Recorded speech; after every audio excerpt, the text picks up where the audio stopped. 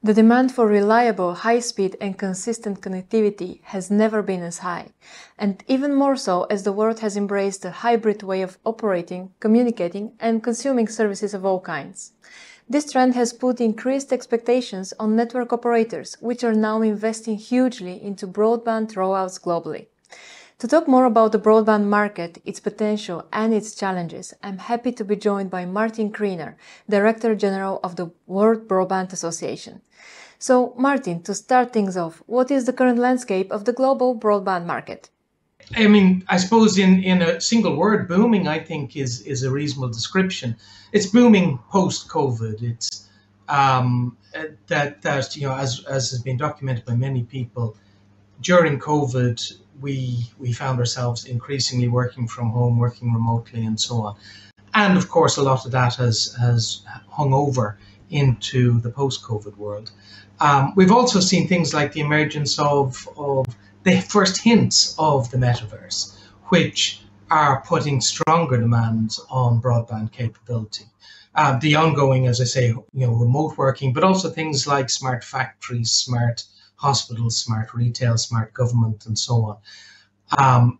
And that's all, I suppose, on the what I would call maybe the supply side, the capability aspects of it. But we're also seeing the technology moving fast, and we're seeing constant innovation from the supply side on the different aspects of broadband as well. And so, all in all, you're seeing a broadband world that's growing at somewhere between 6 and 7% per annum. You're seeing a market that's probably somewhere around the 300 billion level at the moment across the world, probably rising to around a $500 billion market by the end of this decade. So it's by any measure a big and important market, and of course it's also central to how the world runs today. So it's even bigger than just a business initiative. And apart from trends in demand, what other trends do you see in terms of the use of fixed wireless access, for instance, or any other tendencies? Yeah, I mean, obviously the trends, fiber is key. Fiber to the home is kind of the table stakes, I think, for most offerings, but we're also seeing technologies like fiber to the room, fiber to the machine, and so on.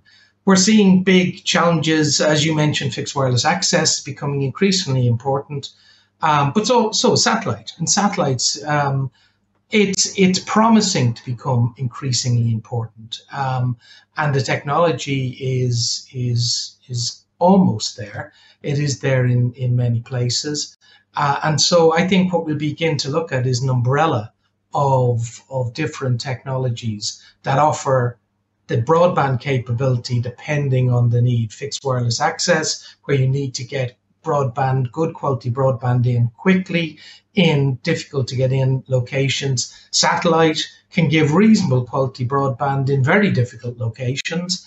And fiber obviously can give excellent broadband in a huge amount of the urbanized locations across the world. And so you see this umbrella approach of saying, well, can we mix and match all of these different technologies in order to get great broadband to everybody who needs it? One of the things that the World Broadband Association has produced, a thing called the Generational Roadmap as well, which is looking at the different capabilities of broadband that we have today, that we had yesterday, that we have today, and that we'll have over the next few generations up until probably the mid-2030s. And in that, it's not just about speed of broadband, it's also about the latency that is within broadband, but it's also things like the overall availability. Because, for example, in smart manufacturing, there's a huge reluctance to use too much connectivity technology and to rely on it too much unless the availability and the reliability is at a level that's equivalent to the sorts of reliabilities of the rest of the production environment. And so I think as we move forward, we've got all these different delivery technologies. We've got different characteristics of broadband that are required, and then different markets. The consumer market's more tolerant. The business and enterprise market is more specific sets of detailed requirements. And what do you see as the main challenges for accelerated adoption of this umbrella of broadband technologies and customer take-up of those? Yeah, I think, I mean, from a customer point of view, there's always the question of, is it worth paying for? Do I need it? I was in a meeting with some operators over the last couple of days across Europe, and they were saying that the vast majority of needs that consumers have can probably be met with very low quality bandwidth and broadband. But then there's an increasing number of requirements people have that will require excellent broadband, but it still may only be for a very narrow sliver of time. So I think the value for money argument is always going to be a key question. And I think from an operator's point of view, they've got a lot of challenges as well. I mean, the technology is moving so fast. A frustration for operators is we only get one set of technology in place and we're just trying to achieve a return on investment for that technology when the next shiny new toy comes along. And so we move from 100 megabit broadband, 500 megabit broadband to 1 gig, to 10 gig broadband, to 25 gig broadband. And it's all moved so rapidly that it's hard to make a return on investment on any generation of the technology. And then there's legislation challenges from operators, things like, when are we going to switch off copper? Because a lot of operators have traditional copper networks. They've been moving towards fiber, but operating two networks in parallel it's very difficult to be profitable in that scenario. So they would love to be able to more rapidly move maybe towards fiber, but it can be difficult to balance out when am I allowed to actually switch off copper and force my remaining copper customers to move to some of the other technologies like fixed wireless access or fiber. So it's a complicated challenge, whether it's consumer value, whether it's regulation and legislation, or whether it's really on the different moving pieces of new technology. And you mentioned that different types of customers and use cases might need different bandwidth. So can you give some examples of those that need low bandwidth, those that need faster one? Yeah, I mean, if you think of your average consumer is developing, are needing the vast majority of bandwidth for simple web browsing, emails, and so on, then next step up is watching their Netflix and Disney Plus and YouTube. And then the next step up is maybe what we're doing here today, where it's a bit of give and take. It's not one-way bandwidth. We need good uplinks and downlinks in terms of bandwidth for video conferencing, for business. And then you start getting to gamers who need not only good high bandwidth, but they need very fast response time, so very low latency. And then you move to what people are talking about in terms of, say, the next generation of technology demands like 3D TV. And, I would say by Christmas 2024, that will start becoming a consumer product. But 3D TV needs somewhere between 3 to 8 times the bandwidth for normal high definition TV. And then you move beyond that into metaverse type of scenarios where people, it's a merging of things like 3D technology and gaming-like response times.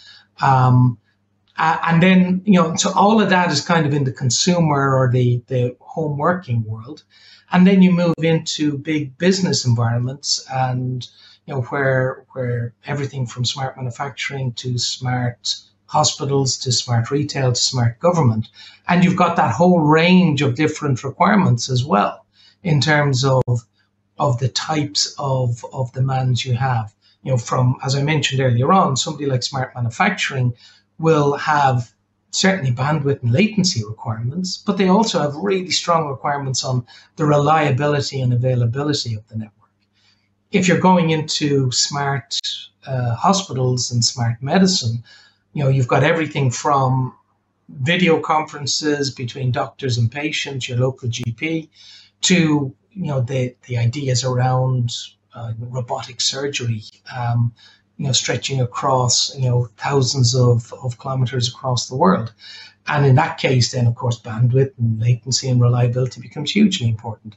So I think the opportunities for the demand to grow very significantly and put pressure on the technology and on the operators to deliver that is, my experience tells me that once the capability and bandwidth is there and those other capabilities are in place, the demand will emerge, and suddenly what is today an outlier use case will become a must-have use case in 5 years' time.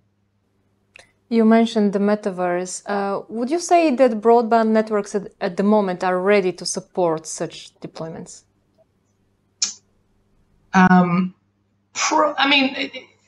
Not everybody would agree with me, but I would say that broadband is probably okay for supporting metaverse type deployments. Certainly in certain parts of the world, say Asia and China and Korea and Japan, you've got very ubiquitous gigabit broadband, highly reliable.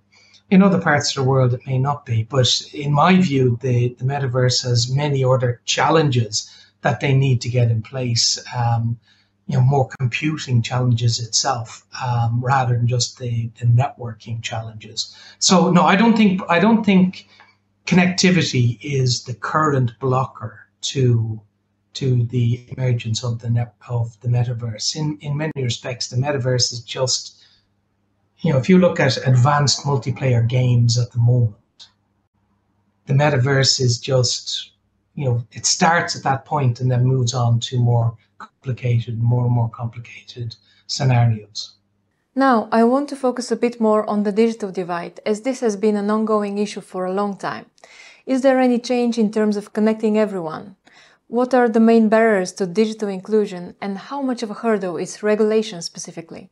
Yeah, I think the digital divide, as you mentioned at the start, I'm the Director General of the World Broadband Association, and the World Broadband Association covers the world, as its name indicates, both the developed world and developing world. And you've got a digital divide within each of those environments. You have a digital divide in the developed world, as we know, and that is in many respects maybe narrower than the digital divide between the developed world and the developing world. And if you look at, say, the change that you can make by rolling fiber into a town or a village in a part of the developing world, the second you do that, you change the GDP of that town or village, you change the healthcare prospects for the people in that village through remote medicine and so on, you change the educational prospects, you change the opportunities and prospects and position of women in society by improving connectivity in those environments. So it's not only a nice to have, it's not necessarily or even in any primary way for entertainment. It is really a capability that's going to drive the GDP of economies. In the developed world, then you have a digital divide between the people who can afford to get high quality broadband, and in doing so they can engage with increasingly governments require you to be able to engage with them online. There's educational opportunities online. There are other aspects, how to purchase things and so on online. So the digital divide, I think, in many respects, the combination of fixed fiber broadband and fixed wireless access and general mobile access in the developed world has done a good job, I think, of closing a lot of those aspects of the digital divide.